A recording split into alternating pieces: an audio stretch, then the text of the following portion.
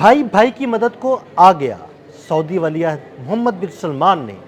پاکستان کو کہا ہے کہ وہ پریشان ہونا چھوڑ دے، فوراً $3 ارب پاکستان میں ڈپازٹ کرا دیں گے۔ ایک ایسے وقت میں یہ بیان آیا ہے جب پاکستان کو ایک برادر اسلامی ملک کے $2 ارب واپس کرنے پڑے، وہ بھی مشکل حالات میں۔ اس بارے میں اظہر علی خان سے بات کرتے ہیں، اور اس سے پہلے کہ میں اظہر بھائی سے سوال کروں، میں آپ کو یہ بتاتا چاہوں کہ عامر رضا بہت جلد انشاءاللہ ہمارے ساتھ ہوں گے۔ وہ اپنی کچھ گھریلو مصروفیات کی وجہ سے چھٹی پر تھے۔ آپ لوگوں کے بہت سے سوالات آ رہے تھے اس بارے میں، پوچھ رہے تھے آپ لوگ کہ عامر بھائی کہاں ہیں، تو میں آپ کو بتاتا چلوں کہ وہ بہت جلد انشاءاللہ ہمارے ساتھ ہوں گے اگلے 1-2 روز میں۔ اب میں اظہر بھائی سے سوال کرتا ہوں، اظہر بھائی کا اس بارے میں تجزیہ بھی جانتے ہیں۔ اظہر بھائی، ایک ایسے وقت میں جب مشکل حالات تھے پاکستان کے لیے، تو ایک برادر اسلامی ملک نے اپنے $2 ارب واپس مانگ لیے، تو اسی وقت سعودی عرب میدان میں آ گیا۔ محمد بن سلمان نے کہا کہ بالکل پریشان ہونے کی ضرورت نہیں، ہمیں $3 ارب جو ہے نا ہم ڈپازٹ کرا دیں گے۔ عادل بھائی، بہت اہم خبر ہے، بہت خوشخبری ہے پاکستان کی اس معیشت کے لیے جو اس وقت چیلنجز کو دیکھ رہی تھی، اور خاص طور پہ ان حالات میں جب ایک برادر اسلامی ملک نے بہت ہی مشکل حالات میں، جب پاکستان کو بہت ہی زیادہ وہ کیش کے کمی کا سامنا تھا، اس وقت اتنی بڑی رقم ایک ساتھ مانگ لی، یعنی آپ یوں سمجھ لیں کہ یہ اچانک چیز ہو گئی، گو کہ یہ آئندہ آنے والے دنوں میں شیڈیول تھی کہ ہم واپس کریں گے، لیکن ہوتا یہی عموماً کہ ہم بہت سارے ری ان کو شیڈول کر دیا جاتا ہے جب کر دیا مشکل جاتا حالات ہے، ہوتے ہیں۔ دیکھیں، اور ایک طرف جنگ چل رہی تھی، آپ نے ہرمز بند تھی، جی اس کی وجہ سے پیٹرول کے مسائل جی تھے، قیمتیں اوپر چلی جی گئی جی تھی، جی تو جی بندہ یہ کہتا ہے کہ بھئی آپ ہمارے برادر اسلامی ملک ہیں، تو چلے ہم اس کو ری شیڈول کر دیتے ہیں، لیکن انہوں نے ایسا کچھ نہیں کیا۔ ایسا کچھ نہیں کیا، اور ہماری معیشت کو سب سے زیادہ چیلنج اس وقت یہ درپیش تھا کہ ہم آئی ایم ایف کے ساتھ بات کر رہے تھے۔ اب آئی ایم ایف ہمیں کہتا ہے کہ آپ کے پاس پیسے ہوں یا نہ ہوں، آپ سبسڈی نہیں دے سکتے کسی معاملے میں۔ بالکل۔ اب اگر گورنمنٹ سبسڈی نہ دے تو آپ یہ دیکھیں، آبنائے ہرمز بند ہونے کی وجہ سے جو فیول سپلائیز کی کمی تھی، اس کے بعد پیٹرول کی قیمت کیا $700-800 لیٹر تک پہنچ جاتی، تو اس لیے بہت زیادہ پاکستان مشکل حالات کا شکار تھا۔ تو عوام تو کبھی بھی جا کے آئی ایم ایف سے سوال نہیں کرتے، وہ تو گورنمنٹ سے سوال کرتے ہیں کہ آپ کیوں نہیں کر پا رہے چیزیں، تو گورنمنٹ بہت زیادہ مشکل میں تھی، اور ایسی مشکل میں ایک ملک نے اپنے $2 ارب ایک ساتھ ہی یکمشت مانگ لیے، تو ایک تو ان کو واپس کرنے تھے، دوسرا آپ کے فارن ایکسچینج ریزرو پہ بہت زیادہ دباؤ آنا تھا، اس کی سطح نیچے جانی تھی، اور یہ پھر بہت ساری ایسے کاغذوں میں چلی جاتی ہے بات کہ آپ کو بہت ساری چیزیں مینٹین کرنی پڑتی ہیں، بہت سارے جرنلز میں اور لیجرز کو مینٹین کرنا پڑتا ہے۔ تو اس کے بعد پاکستان نے اس وقت بہت زیادہ مشکلات کا سامنا کر رہا تھا، تو اس وقت میں سعودی عرب سامنے آیا اور اس نے کہا، شہزادہ محمد بن سلمان نے، کہ ہم آپ کو دیں گے $3 ارب، اور یہ امیجیٹلی ہم ٹرانسفر کر دیں گے۔ اسی کے ساتھ ساتھ قطر نے بھی کہا کہ ہم جو ہے وہ $2 ارب دیں گے، اور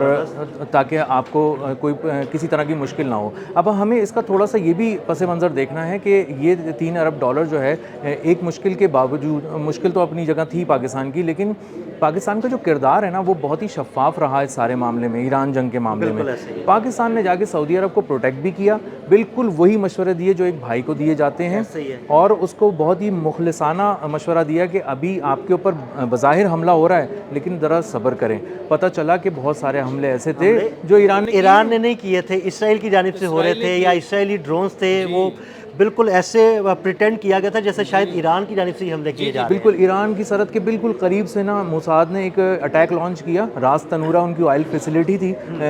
اپنا دمام میں، اور یہ بہت ہی اہم آئل فیسلٹی تھی، یہاں سے بہت بڑی ایکسپورٹ کرتا ہے سعودی عرب، تو اس میں انہوں نے اس حد تک حملے کیے ڈرون کے کہ اس کو روکنا پڑ گئی وہاں سے آئل کی ایکسپورٹ سعودی عرب کو۔ تو اس کے بعد پاکستان نے کہا ذرا صبر کریں، دیکھتے ہیں، تو کیونکہ نظر یہ آ رہا تھا کہ ایران حملے کر رہا ہے سعودی عرب پہ، لیکن پھر جب یہ رکے ٹھہرے، انہوں نے تدبر کا مظاہرہ کیا، تو پتہ چلا کہ جب کیا تو پتہ لگا کہ یہ تو فالس فلیگ آپریشن تھا اسرائیل کا، موساد نے لانچ کیا تھا۔ تو اس کے بعد سعودی عرب کو اور بھی بات سمجھ میں آئی کہ پاکستان جو بات کر رہا ہے نا، اس کو بہت ہی ٹھنڈے برف کے دماغ سے سوچیں آپ، اور اس کے بعد اس پہ عمل کریں۔ تو جب انہوں نے ہماری مشوروں پہ عمل کیا تو انہیں بہت فائدہ ہوا، اور خطے میں جو آگ ان کی گھر کی طرف بہت تیزی سے جاری تھی وہ نہیں گئی، عرب اور ایران جنگ رک گئی۔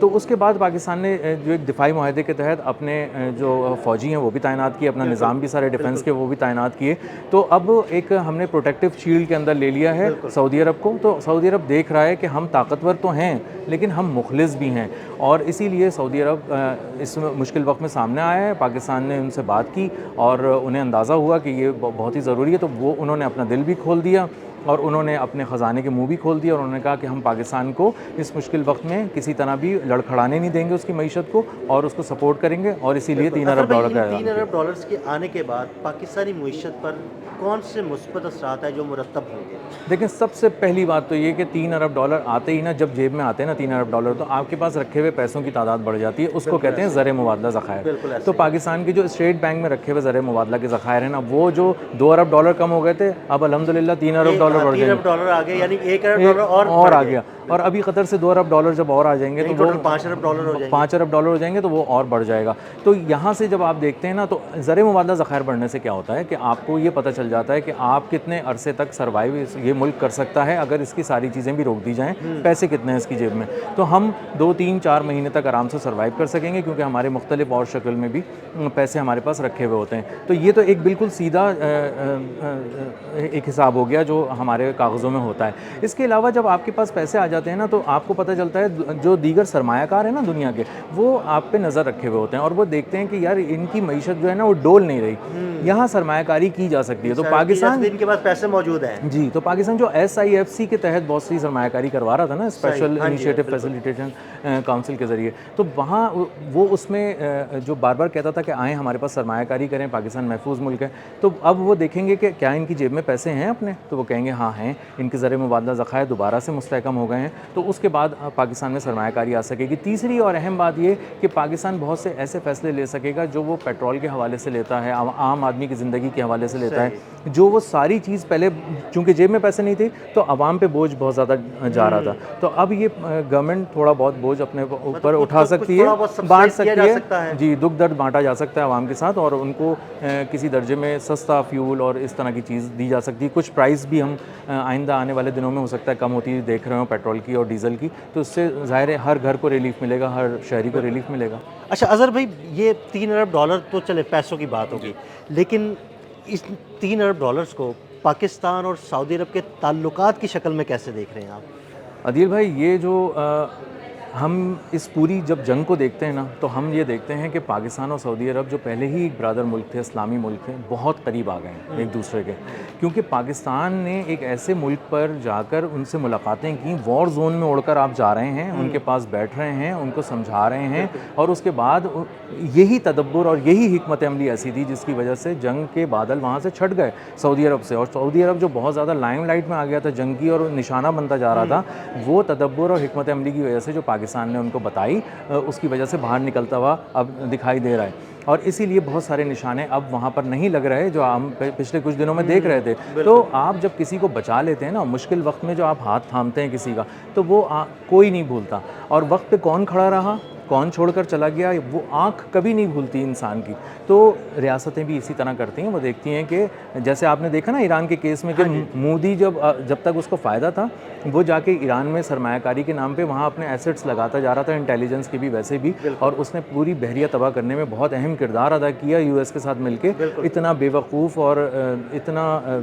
چھوٹے ذہن کا انسان ہے یہ کہ اس نے جا کے اسرائیل سے دوستی کرنی شروع کر دی اس وقت میں جب اسرائیل کو یورپ بھی نہیں پوچھ رہا تھا اور وہ کوئی منہ نہیں لگا رہا تھا، یہ چلے گئے وہاں پہ۔ تو انہوں نے پیٹھ میں خنجر گھونپا سعودی عرب کی، تو سعودی عرب کو 2 چہرے ہمیشہ یاد رہیں گے، ایک اس صورت میں کہ وہ مودی کیا کر رہا تھا، اسرائیل کیا کر رہا تھا، اور دوسرا یہ کہ پاکستان اس وقت کیا کر رہا تھا اور کس طرح سے ہمارے ساتھ کھڑا ہوا تھا۔ بالکل، بہت شکریہ اظہر بھائی۔ اظہر بھائی نے بڑی تفصیل کے ساتھ سارے معاملے پر روشنی ڈالی کہ 3 ارب ڈالر آنے کے بعد